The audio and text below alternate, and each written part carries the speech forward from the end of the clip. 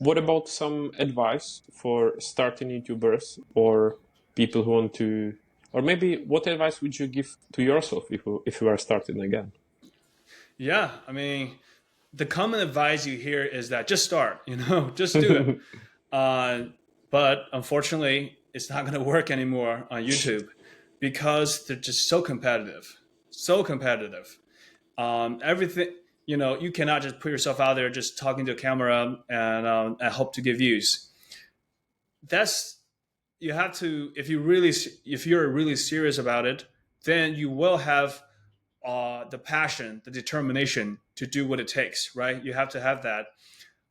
It's a really long game. So my advice is just to take my video, take other people's video, any video you like, break it down, study it, um, and take a few months just to master it, just to get better, and then make your first video. And your first video might not even do well, but that's going to be a good stepping stone for you.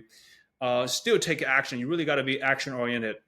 Um, Yeah, and also be willing to do it for the long term, Mhm. and don't think too much about money.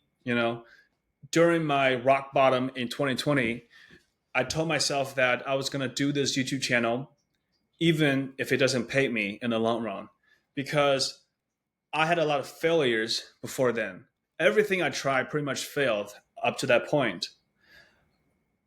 I thought it was mostly because I didn't stick to my ideas long enough, or I put money above everything else.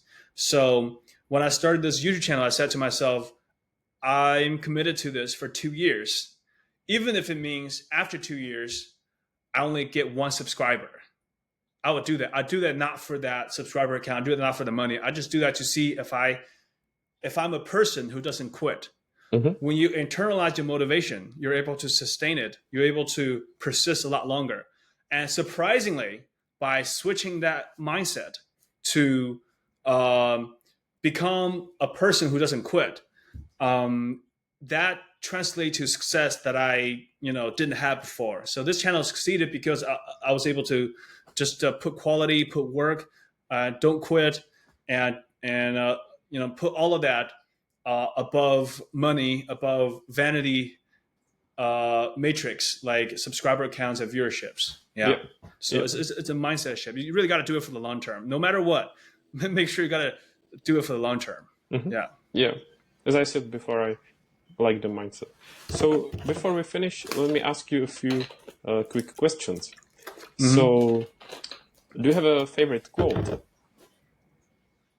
Do you have a favorite quote? I can't think of it on top of my head. I don't memorize a lot of these quotes. I think in terms of ideas. Um, Another idea that I really like from Gary Vee Yeah. is that you don't really have to focus on just one thing. Being an entrepreneur is like probabilistic game. Um, you don't even have to have a full conviction to pursue an idea. If you have three ideas that are have 30% chance of success, you can pursue all three of them. You can learn to outsource. You can learn to delegate. You can work smart. But if you do all these three things, um, if one of them works out, then then it's a success. And when that one works out, then you double down on that one. So being Hmm. entrepreneur, you don't really have to focus on one idea because oftentimes you don't know if that idea will work, Yeah. right? So it helps to try a lot of things, Hmm. Yeah. Yeah. So the next one would be if you got a favorite book and why. Yeah. So to get started in finance, there was this book that really helped me, that laid all the foundations for everything. Um, it's a very boring textbook, actually. It's called Valuation. It was written by McKinsey Consultant. It helped me think about companies' value as cash flow, in terms of cash flow, in terms of how much cash flow this company can generate in the long term, and use that to gauge the value of a company. Once you read that book, once you master that, you realize that all the assets in finance are related to cash flow, and that Hmm. one really helped me.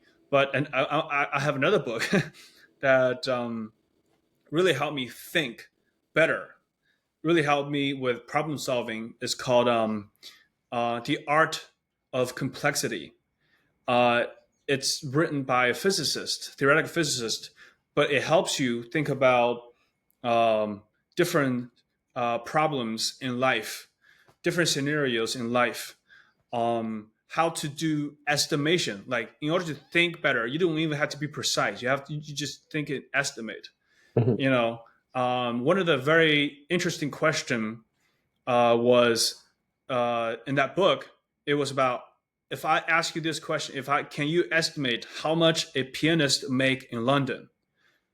Just that question. Most people be like, they don't know even how to start. But in that book, it just sort of shows you a way of thinking. Like, you think about average salary, you think about London, you think about like the GDP of London, just to like start estimating, start like gradually come to a estimate of how much a pianist will make. Mhm. Um, That sounds interesting. I never heard of this one. yeah, yeah. Hmm. So it helps with it really makes you smart, I guess, if Hmm. you read that book. And Yeah. in finance, you don't really have to learn everything, but it's important to have a set of problem solving skills Yeah. to succeed. Yeah.